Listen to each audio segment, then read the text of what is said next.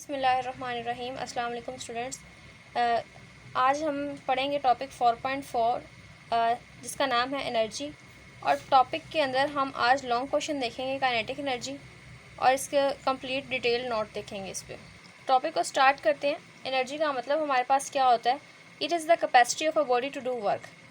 किसी भी बॉडी के अंदर जो काम करने की सलाहियत है उसको हम एनर्जी कहते हैं। यानी एनर्जी को हम डायरेक्टली रिलेट करवा रहे हैं वर्क के साथ। तो इसका मतलब ये है कि कोई भी बॉडी उतना ही वर्क करेगी जितनी उसके अंदर एनर्जी प्रेजेंट होती है। इसका मतलब है कि अगर किसी बॉडी के अंदर 1 जाउल या 2 जाउल एनर्जी प्रेजेंट है तो इसका मतलब है कि वो हमारे पास 2 जाउल वर्क ही करेगी। एनर्जी और वर्क हमारे पास तकरीबन जो है वो सेम क्वांटिटीज़ हैं, क्योंकि इनके यूनिट सेम होते हैं, इनकी डायमेंशन सेम होती हैं। वर्क का यूनिट जाउल है तो हम कहते हैं कि एनर्जी का भी यूनिट हमारे पास जाउल ही है। और वर्क का फॉर्मूला हमारे पास F.D है। हम कहते हैं किसी बॉडी ने उतना ही काम करना है जितनी वो एनर्जी को पोजेस करता है। वर्क का फॉर्मूला हमारे पास F.D है। और वर्क फिज़िक्स की डेफिनेशन के अंदर हमारे पास ये होता है कि कोई बॉडी फोर्स लगाए और फोर्स लगाने के बाद वो डिस्प्लेसमेंट भी कवर करे। लेकिन अगर डिस्प्लेसमेंट ज़ीरो होता है यानी वो मूव नहीं करती तो उसका मतलब है कि उस डिस्प्लेसमेंट उसका ज़ीरो है। और हम जब फॉर्मूले में पुट करते हैं हमारे पास वर्क भी ज़ीरो आता है। वर्क ज़ीरो आएगा इसका मतलब एनर्जी भी ज़ीरो ही होगी। यानी एनर्जी और वर्क डायरेक्टली एक दूसरे के साथ रिलेट करती हैं। तो ये 2 पॉइंट्स आप MCQ के तौर पे याद करेंगे कि इसके यूनिट्स और इसकी डायमेंशंस दोनों ही सेम होती हैं। तो टाइप्स ऑफ एनर्जी को हम देखते हैं। हमारे पास 2 टाइप्स ऑफ एनर्जी हैं, काइनेटिक एनर्जी और पोटेंशियल एनर्जी। स्टूडेंट्स, आपने एनर्जी की टाइप्स को पहले भी मैट्रिक में देखा होगा कि अगर कोई बॉडी मूव करती है तो उसके अंदर जो due to its motion energy है वो हमारे पास काइनेटिक एनर्जी होती है। और अगर कोई बॉडी स्टॉपेड है, उसने कोई पोजीशन गेन की हुई है, उसकी पोजीशन या चेंज पोजीशन की वजह से जो उसके अंदर एनर्जी होती है उसको हम पोटेंशियल एनर्जी कहते हैं। और अब इसको हम किस तरह से देखेंगे? सपोज करें कि आपके पास कोई ऑब्जेक्ट है जिसको आपने कुछ हाइट तक उठाया हुआ है। फॉर एग्जांपल ये पेंसिल है तो मैंने इसको कुछ अर्थ से कुछ हाइट तक उठाया हुआ है। अब इसके अंदर जो एनर्जी स्टोर है इसकी पोजीशन की वजह से उसको हम कहते हैं पोटेंशियल एनर्जी।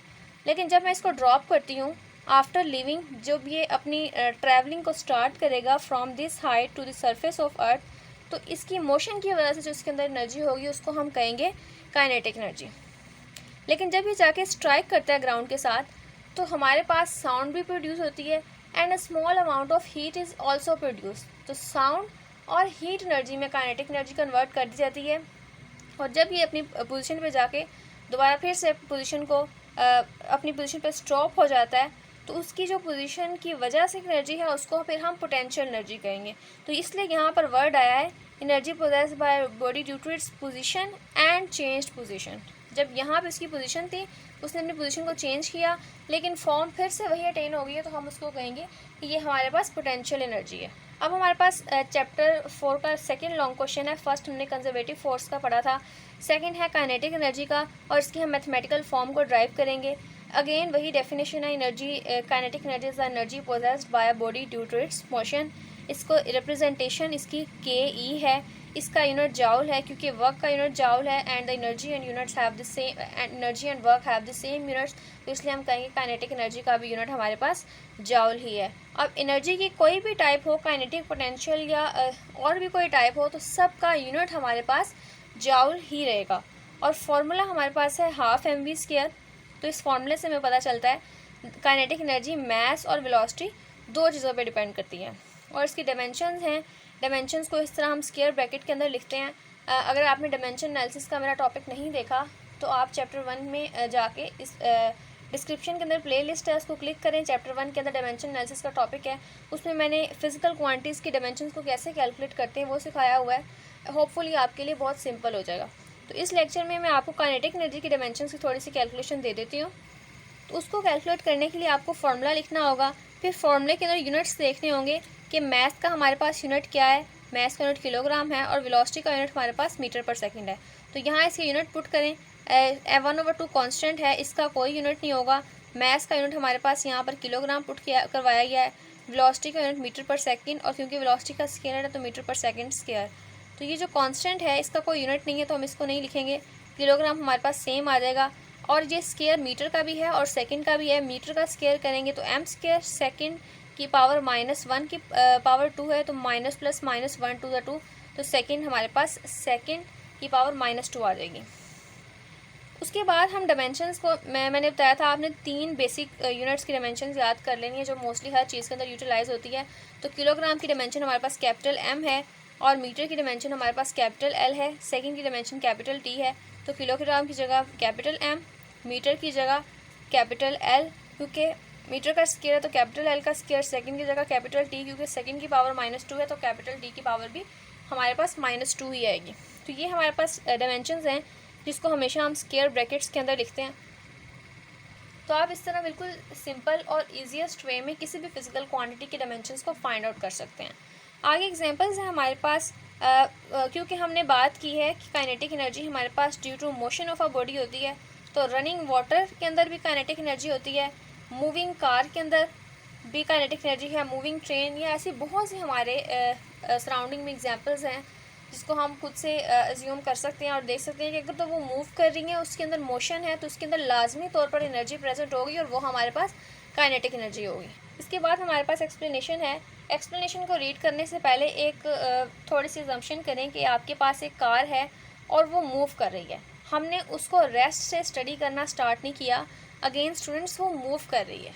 जब कोई भी बॉडी मूव करती है तो इसका मतलब है कि उसकी इनिशियल वेलोसिटी 0 नहीं है, बल्कि क्योंकि वो मूव कर रही है तो हम उसकी इनिशियल वेलोसिटी को व्हील कहते हैं। अगर आपको किसी न्यूमेरिकल या स्टेटमेंट के अंदर ये कहा जाए आ बॉडी स्टार्ट्स फ्रॉम रेस्ट, तो इसका मतलब है उसकी इनिशियल वेलोसिटी 0 है। यहाँ पर उसके कंडीशन का उल्ट दिया गया है कि वो मूव कर रही है, आफ्टर सम टाइम वो स्टॉप हो जाती है। और स्टॉप कैसे होगी, आप उस पर ब्रेक अप्लाई करते हैं और जो उसकी फाइनल वेलोसिटी है वो 0 हो जाती है।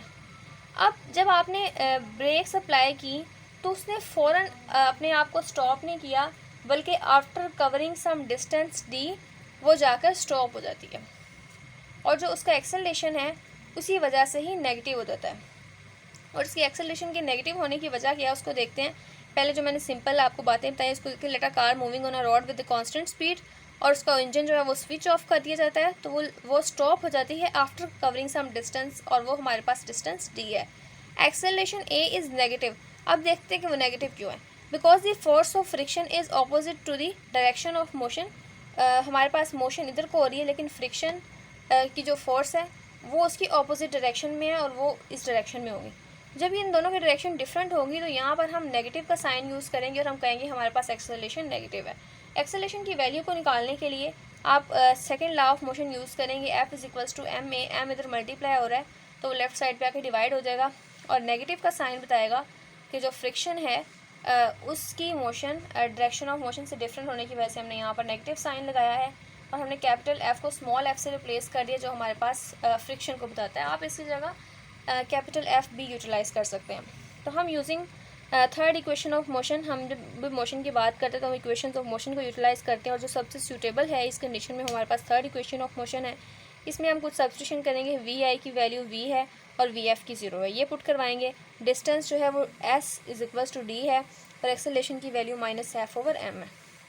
इन चारों को पुट करवाएंगे 1 के अंदर, तो हमारे पास क्या फॉर्म आती है, 2 एक्सेलरेशन की जगह -f/m, s की जगह d is equals to v f square यानी कि 0 square minus v i square यानी v स्क्वायर।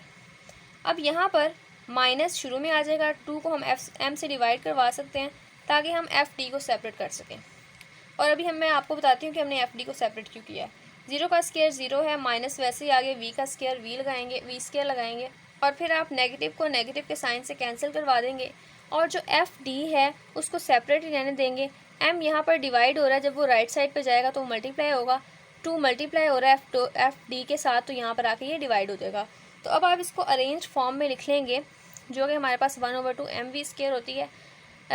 वैसे मसला नहीं है, अगर आप वेलोसिटी को भी पहले लिखना चाहें तो ये भी ठीक ही होगा। असल में हम अपनी रिक्वायर्ड आंसर को देखते हैं और उस जैसा बनाने के लिए हमने मैथ्स को पहले और वेलोसिटी को बाद में लिख लिया।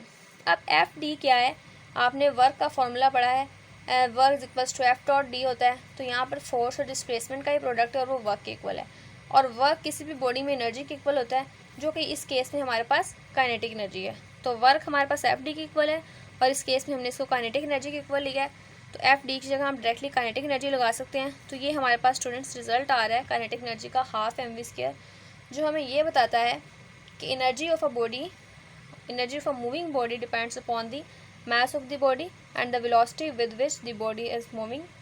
और ये हमारे पास इसकी फाइनल फॉर्म है। अब स्टूडेंट्स पेज नंबर 75 पे कुछ MCQs के तौर पर एक बॉक्स है फॉर योर इन्फॉर्मेशन, इसको आपने याद कर लेना है। बर्निंग 1 टन कॉल, इसकी वैल्यू को याद कर लें।